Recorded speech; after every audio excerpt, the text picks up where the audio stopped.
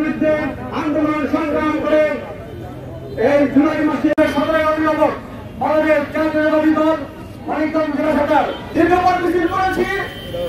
এর জন্য